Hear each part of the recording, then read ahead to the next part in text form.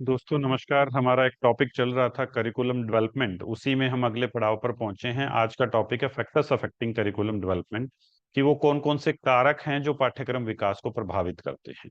ये पेपर है knowledge and curriculum development BEd second year के लिए। ये पेपर जो है वो निर्धारित किया गया है भारत के सभी विश्वविद्यालयों के द्वारा। तो हम प्रारंभ कर रहे हैं सबसे पहले कि वो कारक कौन कौन से हैं।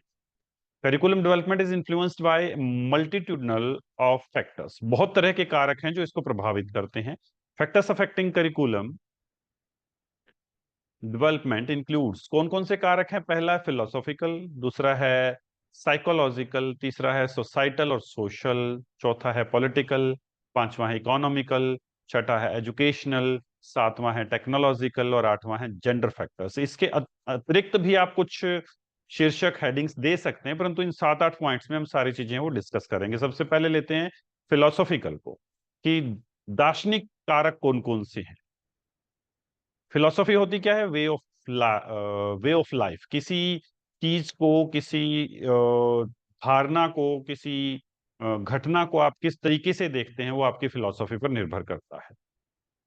Based upon fundamental beliefs that arises from one's philosophy of education, curricular decisions involve consideration of several topics and issues. ये क्या कह रहा है कि ये किस पर आधारित होती है? कि किसी आदमी की, किसी व्यक्ति विशेष की, किसी कमेटी की या किसी संस्था विशेष की शिक्षा के प्रति की जो उनकी दर्शन है वो कैसा है, उनका दार्शनिक विचार कैसा है शिक्षा को लेकर, कि वो किस तरह के डिसीजंस लेते हैं। बहुत सारे टॉपिक्स हैं और इश्यूज हैं उनके ऊपर। Precisely for this reason, we consider philosophy one of the major foundation area in curriculum। ये एक बहुत बड़ा करिकुलर एरिया है करिकुलम का, करिकुलम डेवलपमेंट का, क्योंकि जिस तरह की विचारधारा होगी वैसा वैसा पाठ्यक्रम हम देखने को हमें मिलेगा। जैसे वर्तमान में भाजपा सरकार है, उससे पहले कांग्रेस सरकार थी। अब वर्तमान में न्यू एजुकेशन पॉलिसी जो लागू की गई है, उसके तहत काफी सारे बदलाव आ रहे हैं। एनसीईआरटी की बुक्स में से जो मुगल साम्राज्य है उसको हटाया जा रहा है। हिंदुत्ववादी या दूसरे तरह के जो विचारधारा हैं, भारतीय परंपराओं से जुड़ी हुई जो चीजें हैं वो उसमें लाई जा रही हैं। तो ये क्या है बेसिकली, कि आपकी आइडियोलॉजी कैसी है, आपकी फिलॉसफी कैसी है। Studying philosophy helps us deal with our own personal system of beliefs and values, the way we perceive the world around us and how we define what important to अस।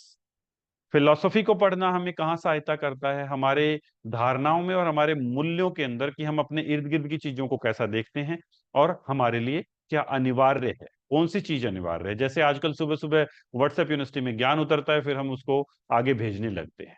हम सबको एक चीज बता दी गई है कि इसको आगे भेजना है, उससे जो हमारा देश है, हमारा जो धर्म है, हमारी जो मौलिकता है वो बची रह सकती है। ये हमारे लिए वर्तमान में जरूरी हो गया है। Hence, a study of philosophy of education in terms of curriculum development is essential। इसलिए फिलॉसफी ऑफ एजुकेशन को पढ़ना बहुत जरूरी है। किस टर्म में? करिकुलम डेवलपमेंट के टर्म में। क्योंकि ये जो है वो किस किस चीज को प्रभावित करेगा, कि एजुकेशनल डिसीजंस आपने कैसे लेने हैं, अल्टरनेटिव्स कौन कौन से होंगे, किस तरह से शिक्षा के ऊपर ये प्रभाव डालेगा, किस तरह का कंटेंट आप लेकर आएंगे, करिकुलर डिसीजंस आपने कैसे लेने हैं, इन चीजों के ऊपर ये चीज प्रभाव डालती है। दूसरा कारक है साइकोलॉजिकल फैक्टर्स, मनोविज्ञान, जिसके बिना वर्तमान में आगे बढ़ पाना संभव नहीं है। साइकोलॉजी क्या है? स्टडी ऑफ ह्यूमन बिहेवियर कहा गया है, मानव व्यवहार का अध्ययन है। तो कहां कहां पर प्रभाव डालती है पाठ्यक्रम विकास के अंदर? ये हमें बताती है नेचर ऑफ स्टूडेंट। बालक जो आपके सामने बैठा है, पहली कक्षा में, दूसरी कक्षा में, तीसरी कक्षा में, छठी कक्षा में, उससे ऊपर की कक्षाओं में, तो उसका जो नेचर है वो कैसा है, वो अंदर से उसके अंदर क्या चल रहा है, उसका अंदर का मनोविज्ञान है वो क्या कह रहा है, उस तरीके से आप पाठ्यक्रम बनाइए। दूसरा है the nature of the process involve in learning, कि जो अधिगम की प्रक्रिया हमने करवानी है, जो नॉलेज को ट्रांसफर कर देना है, जो बालक को हमने कुछ चीजें आत्मसात करवानी है, उसका नेचर कैसा है, उसकी प्रक्रिया क्या रहेगी। द मोटिवेशन, अभिप्रेरणा क्या है, कैसे दी जा सकती है। नेक्स्ट है personality and individual differences of student, व्यक्तित्व क्या होता है और व्यक्तिगत विभिन्नताएं जो हैं बालकों के अंदर वो कैसी है, क्योंकि सबको एक ही डंडे से नहीं आंका जा सकता।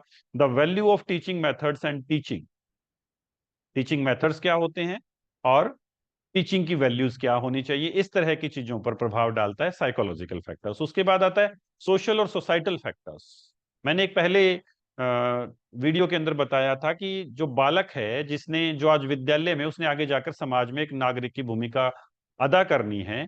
तो सोशियोलॉजी जो है वो क्या है, ऑर्गेनाइज्ड ह्यूमन रिलेशनशिप को एनालाइज करने की एक प्रक्रिया है कि संगठित जो मानव समूह है उनके जो संबंध हैं वो किस तरह से कार्य कर रहे हैं।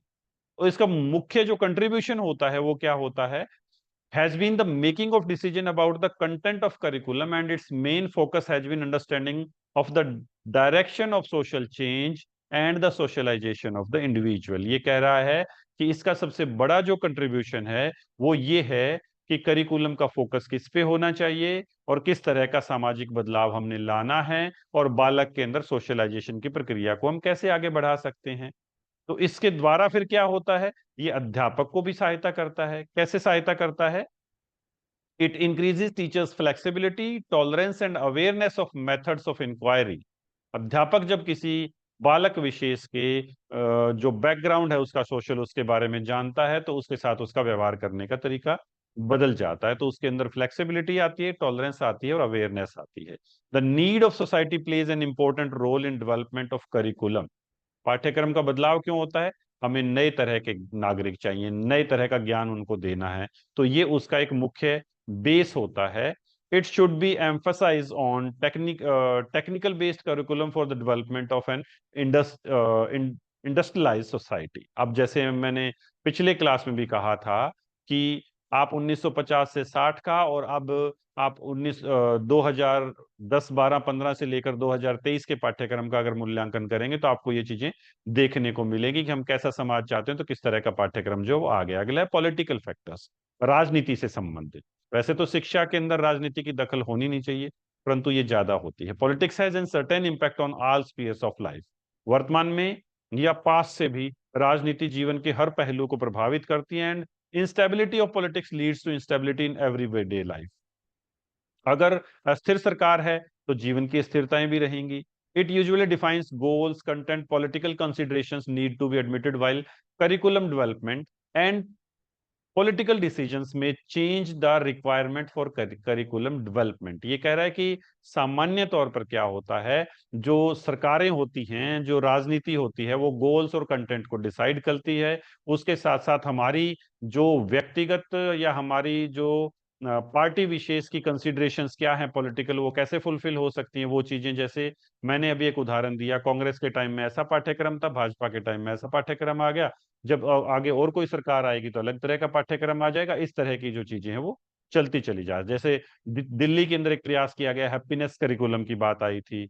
इस तरह की जो चीजें हैं वो प्रभावित करती हैं, नीतियां प्रभावित करती हैं, पॉलिसीज आती हैं वो प्रभावित करती हैं, इसके साथ साथ आयोग आते हैं वो प्रभावित करते हैं। जैसे इसने लास्ट में कहा है, government need to promote nationalism, patriotism and ideologies. Government को क्या क्या करना चाहिए? राष्ट्रवाद, देशभक्ति और आदर्शवाद जो है उसको बढ़ावा देना चाहिए। Therefore have policies according to which they send out directives. उनके पास ऐसी नीतियां होनी चाहिए जिनसे वो निर्देश दे पाए। The directives state the medium of instruction, the nature of syllabus and the kind of text books.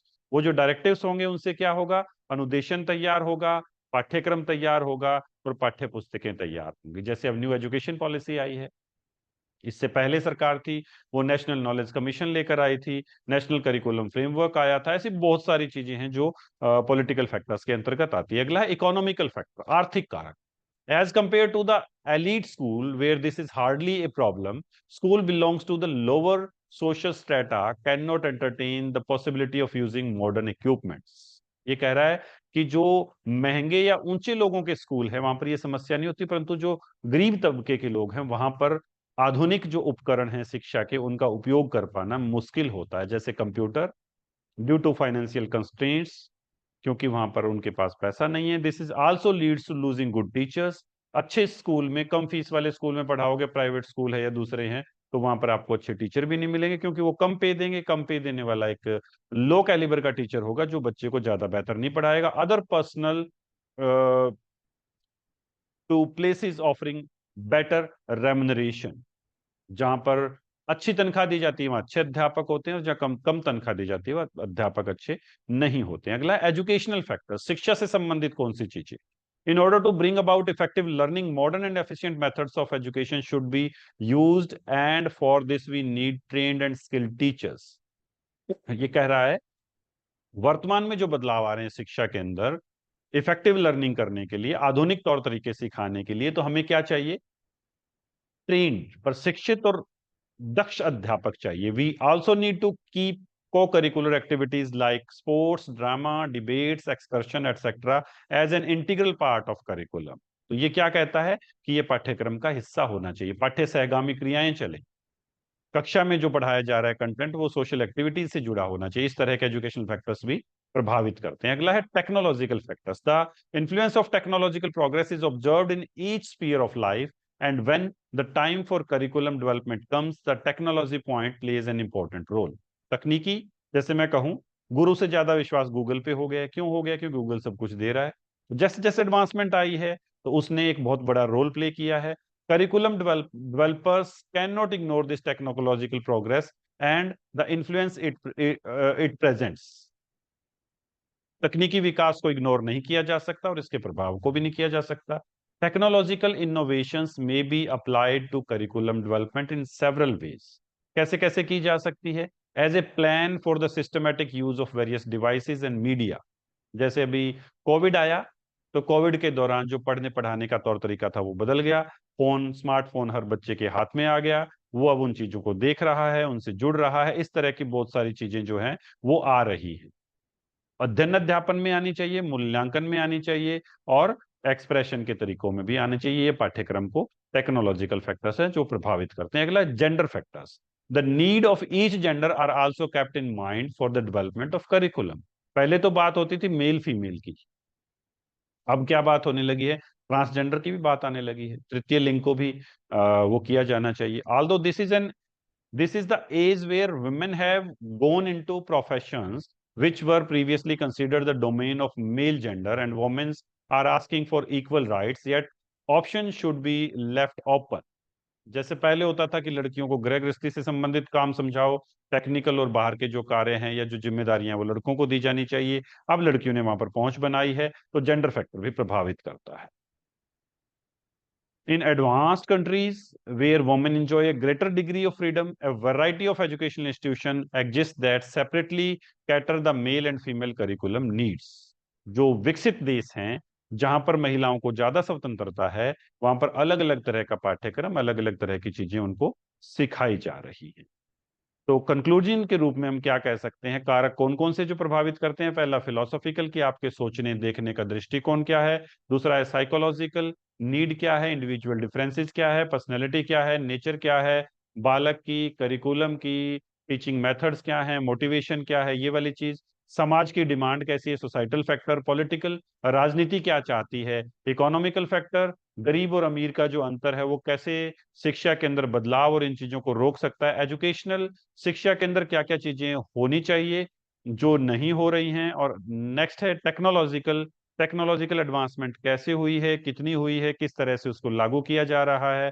और जेंडर फैक्टर्स, कि आप जेंडर स्पेसिफिक के लिए किस तरह का पाठ्यक्रम जो है वो निर्धारित करते हैं। तो ये था हमारा टॉपिक, फैक्टर्स अफेक्टिंग करिकुलम।